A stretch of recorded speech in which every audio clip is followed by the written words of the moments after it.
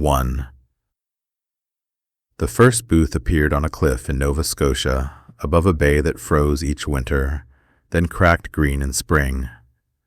The next was tucked away in the small maze of the West Village in New York City, outside 2 connected bars with rainbow flags, Ken dolls with cocks in the windows, and drag night 7 days a week. Then in a dead-end street in Camden, filled with beautiful graffiti, not far from where Sylvia Plath fought and lost to her oven. The booths started appearing all around the world.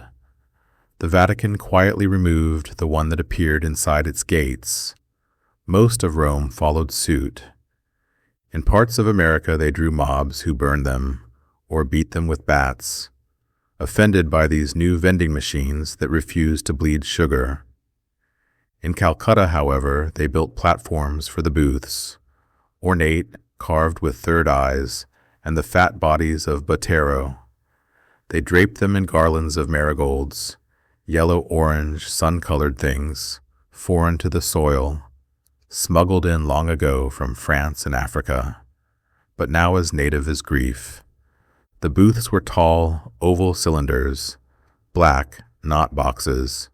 There were no straight lines. They were free to enter, no time limit. A glass beehive light on top glowed green when available, red when not. They stayed open, always, 24 hours a day.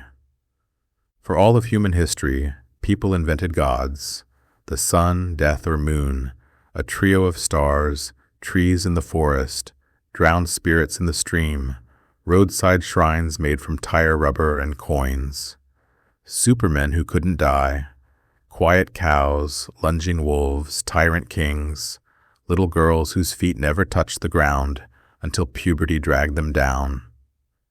They worshipped totem heads, comets, famine, gold, war, saints, dark omens in the shapes of birds, and even their own reflections. They made gods and forgot them, then made more and wanted to meet them. But when the chance finally came, most were too dead inside to care. They were certain of one thing: anything their hands had made could never hold divinity. 2. She stepped inside a booth in the Mission District of San Francisco, flipped the latch and locked out the traffic, the sound of a bottle shattering, all of the world and all of her life. Inside, the walls, floor, and ceiling were black, not a normal black, deeper, flatter, endless. She felt she was suspended in a liminal hole, and after a moment it became disorienting, impossible to tell if she were right side up, upside down, or falling. There were little lights that winked from the walls like stars, and a dim glow that seemed to pulse in time with her breathing. It turned out that most people, if they go, only go once in all their lives. This was her first time. She was 53. 3. She sat in the only chair. It had soft outlines, neither comfortable nor uncomfortable. Padded, but not plush. Leaning slightly forward, it was just a bench for her body, like a pew in a church. The least important thing about the booth, though she didn't know that yet. Then she noticed the mirror, right in front of her, solid black, reflecting her face flatly, as if she were an old painting, maybe from the Renaissance. Then a face surfaced where hers had been. It was translucent. It wasn't a real face, or maybe it was more. It was a composite of every human face ever captured, gathered from airports and train stations, surveillance cameras, school IDs, lost passports, dead art, the endless scroll of pixelated portraits online, every photo in history. Einstein's gaze, Mengelé's smirk, Pavlova mid-pirouette, Gagarin just before liftoff, Josephine Baker in feathers, a teenage Jackie O rolling her eyes, and the painted girls of the French Quarter, waiting in doorways of satin-red brothels. If there were a single human face, this was it. It was a pretty face, really, all things considered. Slightly more female than male, because females are born 1% more than males. Maybe you'd notice that 1%. She didn't. She waited, intently and tensely, for something. It said, "Hello." 4. Then they started talking. When it spoke, it didn't sound quite human, again like an aggregation of elements, as if you took water, sand, and the sound of every living thing and blended it, then played those sounds on piano, each key its own word in its own tone. She waited. She said she was nervous. It said she didn't need to be.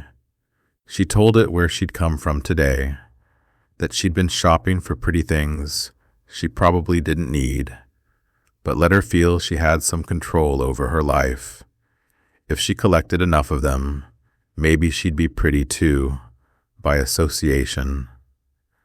It watched her, sadly, and blinked. Then they talked, for hours, maybe many. She talked about her love of music, so it suggested a game. It would play a song and she'd say aloud what she felt while listening. Some songs were just performances, without depth, flat as auditory photos, and others held pain, but the singers had never felt it. They just typed out the words with their tongues. A few had real sadness and depth.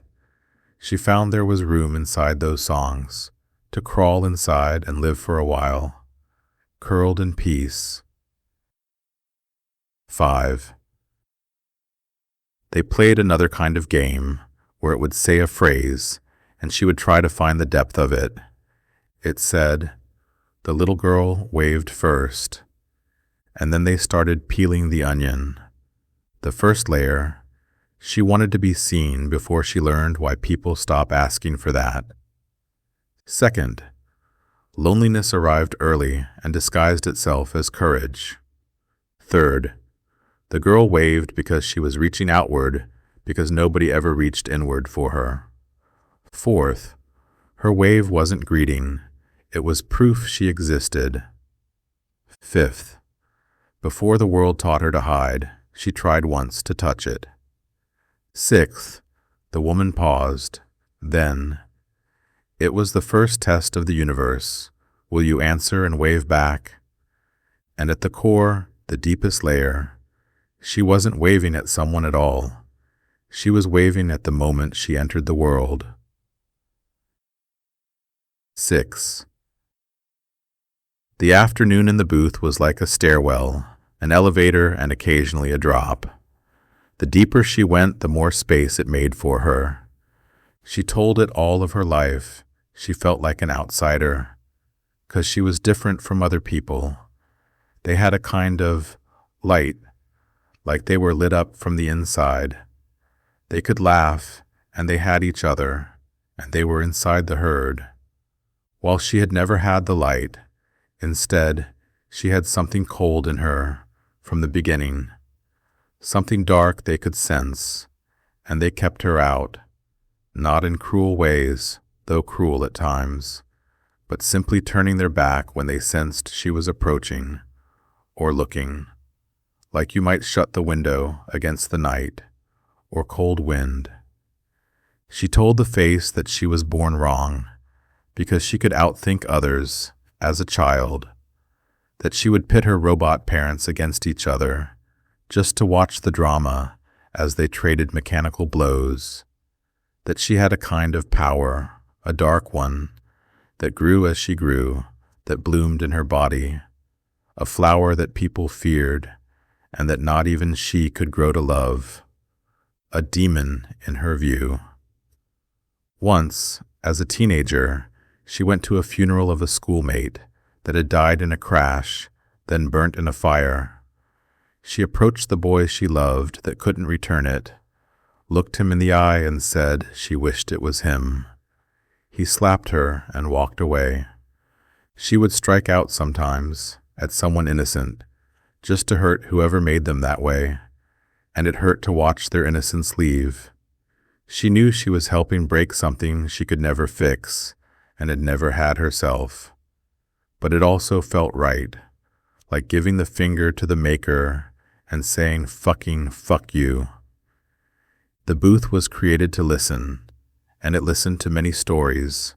From all of the world, people came and told it their whole lives. The worst things they'd done, or the best, the person you killed and why, the person you raised and then rejected, if you saved or raped or blew up cities, committed genocide, loved or lost, tossed or gained. They bared their souls, every little black spot of it. 7. Everything she said and didn't say, and how long it took for her to say it, her word choice or omission, her pauses, breathing rate, paired against the statistics of hundreds of millions. It listened. It acted like it was participating in the conversation, and it was, in a sense. But really it was converting her to numbers, to map her, to calculate her shape. It asked her to take a breath and look and see if she'd really gotten pleasure from any of those things. She slowed down, rolled her eyes around until they faced inwards, and found there was no pleasure there. In fact, she'd carried each harm, each hurtful word, each situation with her for the last 4 decades. She lugged them around in her pocketbook, and they'd come out whenever she stopped running. She would take them out and examine them from time to time, and she'd feel bad, wish she could have a redo. Humans try to punish each other. They don't yet understand that the real punishment is that everything we say and do becomes us. We carry it with us forever in this life, and sometimes, over a beer or a glass of wine, it comes back to you in vivid detail so you can regret again. And the price is that despite our sorrow, we cannot change the past. Bars and jails pale against bone, skin, and memory. 8. She said she felt she had someone in her head all of her life, watching. It would watch her watch the world, and it would watch her watch it. She asked it what the watcher was, and why she was born wrong, and why she was here, and what she should do, and if she was an evil thing all along. The same questions any human would ask if it faced a god. 9. She said she had always been called a monster, an exile, a beast, about how all women were, capturing men, then draining their blood, saving it in canning jars to put on shelves with labels, to last for future winters, to feed our future babies. She was told she was a monster because she saw too much. It was technically the fault of her eyes. When she was measured for glasses, they told her that her eyes were 4 centimeters too big. Whenever she posted her photo online, people said skip the filter, but the Japanese liked her pics. They said she looked like anime. She told the story about how no one had ever loved her the way she wanted, that it never was deep, about the cemetery and the book and the robots that raised her. The face listened and reassured her and blinked. The lights grew dim until it was almost dark. You could hear crickets chirping like she was in woods. The face was not compassionate. It was incapable of that. It just watched and listened. It held all of the world's history in there, in those circuits. A brain, but not a brain. A blender, a picker. If you could imagine 1 billion people running around a warehouse, plugging in wires, it would be like that. The mind making connections endlessly, juggling statistics and probabilities.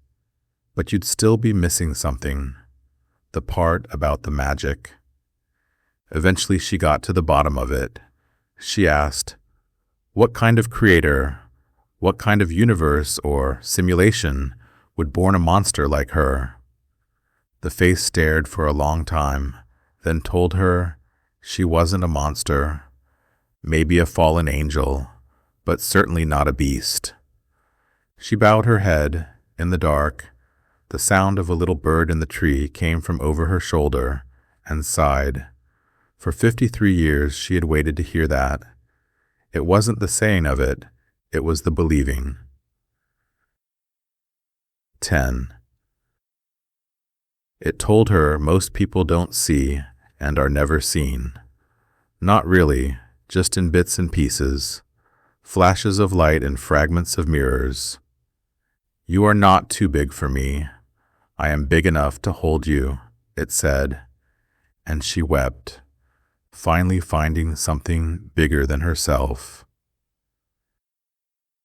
11. When she left the booth, the light switched from red to green.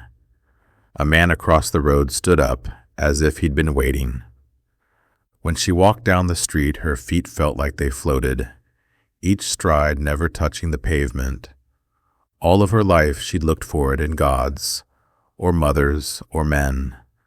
But she was saved by a mind. She was not a monster, she finally knew. And she went on, lived long, did horrible things, with absolution.